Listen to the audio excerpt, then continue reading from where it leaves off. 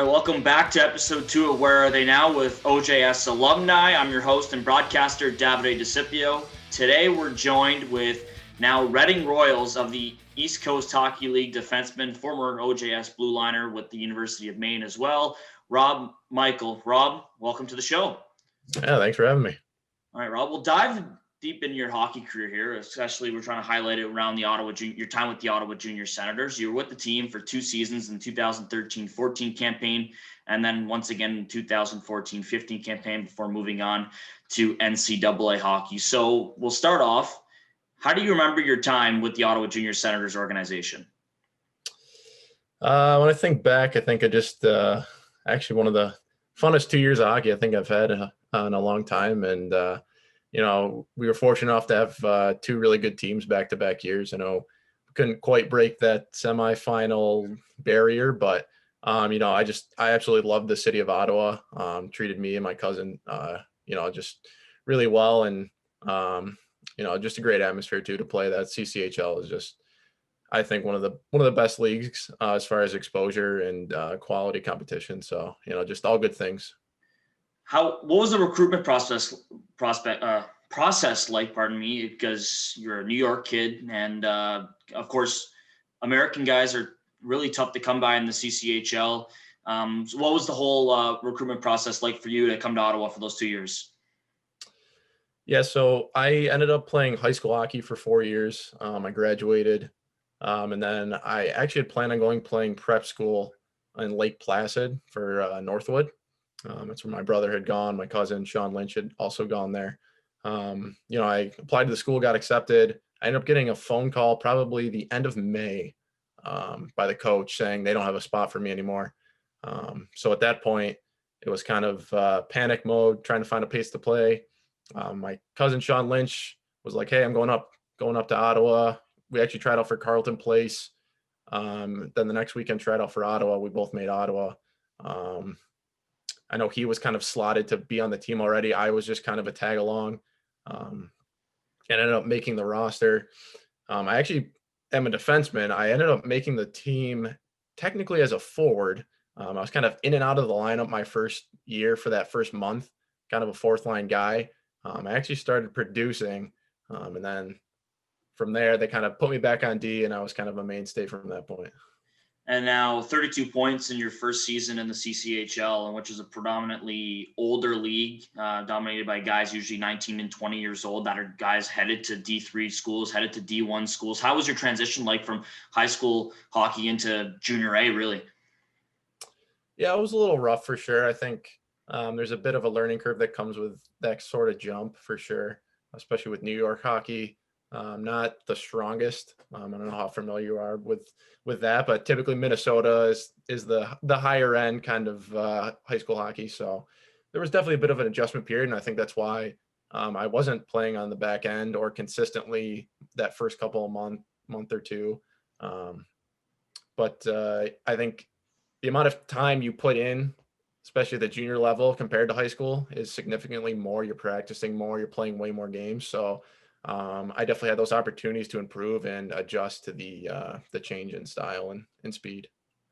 Now, in your second season, which is really your coming out party in your final year with OJS, you predominantly a defenseman in your second year. You take home CCHL First Team All-Star Award, CCHL Defenseman of the Year, most points on the back end by a blue liner. What was that whole season like for you? Yeah, I think for me personally, that was kind of a culmination of a lot of things. I really went into that offseason, finishing the prior year really strong and saying to myself, I think this is a league I could really see myself doing some damage in. So I really, really honed in on my skating ability, a lot of on ice time during that summer, and trading with a good group of guys, a bunch of Syracuse local guys like Alex Tuck, Anthony Angelo, a lot of pro guys that have that ability to make it to the next level. So I definitely learned a lot from them. But yeah, I went into that year just knowing that I belong, knowing that I have that confidence and that ability. And I think that's kind of what came out during that year was just, it seemed like everything I threw at the net just happened to go in. So it it was a great year personally, and as a team, we had a really strong year as well. And that's really a team that loaded up at the CCHL trade deadline. Of course, one of the biggest trades was acquiring Brandon Watt from the Nepean Raiders. And unfortunately, it was the last year before a four straight finals appearances for OJS, but you guys ended up falling in the second round in a pretty intense Game 7 to the Pembroke Lumber Kings. Of course, the highlights of that, I see you shaking your head, but I remember their goal. I was on the ice Game 7. I remember that goal. So behind the net, throw it out front, tap in. It was a tough way to go for sure. The highlights of that are on YouTube. And of course, the Jimmy D is packed. And what do you remember most of that playoff run? Of course, that ended in disappointment. Yeah, I remember that going in. We were playing Gloucester, I believe, the first round. They had a very potent first line offense. We ended up sweeping them in 4, but it was definitely a tighter series than what it came out to be. And then with the Lumber Kings, I think we ended up going down 3-1, if I'm not mistaken. We ended up winning a home game, the forced Game 6, and then we won an away game at their rink to force the 7 back in Jimmy D. And just a grinding playoff series, really. And I think that kind of goes against what the CCHL is kind of known for, at least in the regular season. It's more of a skill league. But that battle was particularly tough. And I remember even after Game 7 losing, all the bumps and bruises and injuries that kind of just piled up from that series alone. It was tough the way it ended, but I was kind of glad to see the next couple of years they got over the hump and, were able to win a couple championships and make good runs into the Fred Page. And now you mentioned the CCHL, of how really compact the league is if you look at geographics. Do you find that easier as a player when you're, especially being central, that your furthest road game is an hour and a half both to Cornwall and an hour and a half up to Pembroke? Do you find that really easy on the body as the season drags on? Yeah, definitely. I think that was one of the main reasons we kind of looked towards that league, especially was the travel. I mean, I think if you look at some of the other leagues in the U.S., I know like the NAL has some pretty aggressive travel time. So, and even in college, I think we had a couple tough ones, and it definitely takes its toll on the body for sure. I mean, when you can just go play a game and come home and sleep in your own bed, I think mentally too, that definitely eases the pain of the grind of a season. So I think that's one of the reasons why the CCHL is such a great league too, is it's so close. You're not traveling 5, 6, 7 hours for a game, staying somewhere. It definitely helps with the toll on the body for a full season. Who made your transition easier? Was it a coach? Was it a certain defense partner? Was it a certain guy in the locker room who really helped you land in the CCHL? Both made you reach your full capability on the ice.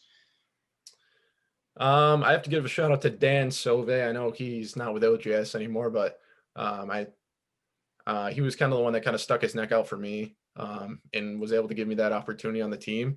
And then as well, putting me on the back end finally. So, I'm definitely thankful for him and giving me the opportunity, because without that, I mean, I wouldn't have made it as far as I have. And definitely helped me personally watching film and, acclimating myself with the style of play that the CCHL demands. So, big props to him. And now he's the head coach and GM of the Rockland Nationals, so still stays within the same league and division rivals with OJS to this date.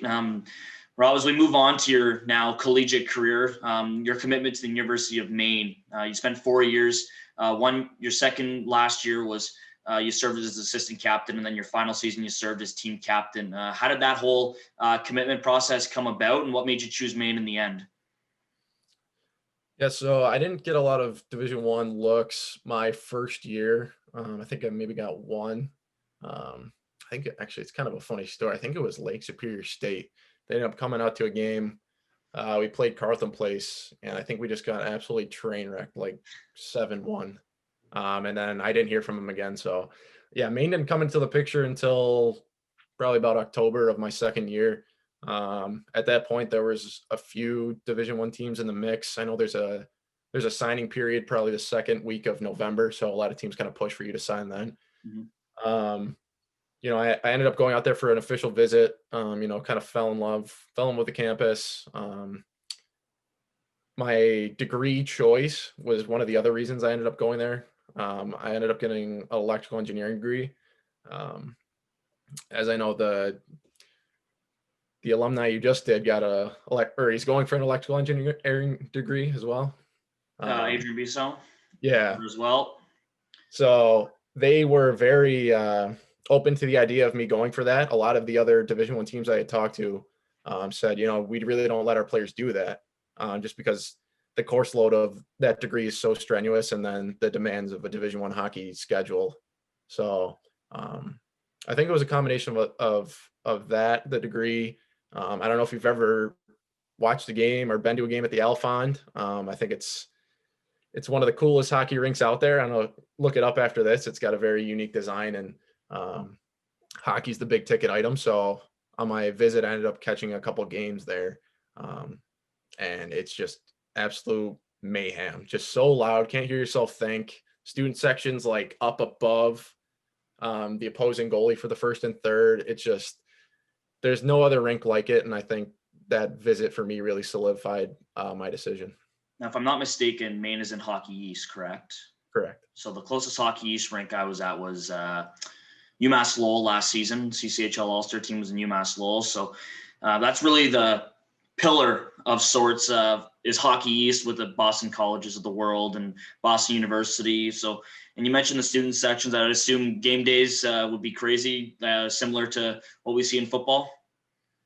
Yeah, for sure. I think the craziest it gets is when we play UNH, University of New Hampshire. That's our big rival. So they open the doors probably 2 hours before, and it's probably 500-600 students waiting in line to get in. So it gets pretty crazy. And does that give you guys a bit of a boost when you guys have like a kind of a student army behind you? And really, you come from the CCHL, which is predominantly parents and whatnot. When you get to the playoffs, of course, you probably we talked earlier about Game 7 against Pembroke, how packed the rink was. But was it different of sorts when you witnessed a whole college army behind you?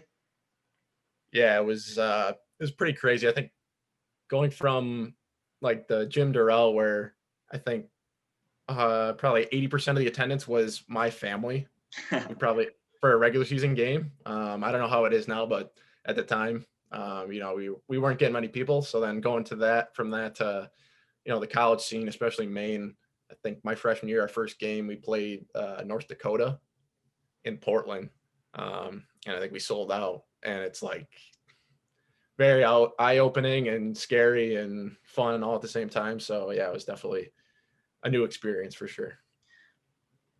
So Rob, after your 4 years at Maine, you now move on to, which is now the Philadelphia Flyers organization, when you sign an amateur tryout with the Lehigh Valley Phantoms last season. Of course, what made Lehigh Valley your settling point for your first pro contract?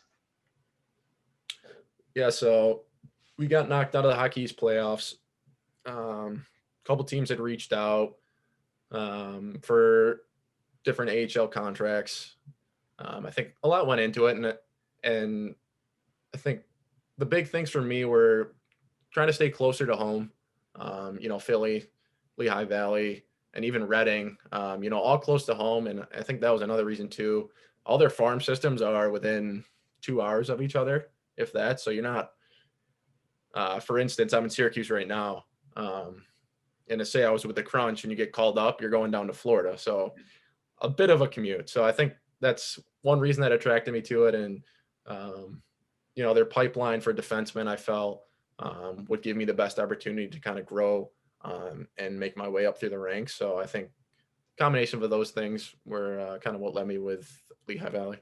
And then now you just recently re-signed with the Reading Royals in the ECHL, a pretty strong rookie campaign for you in the ECHL.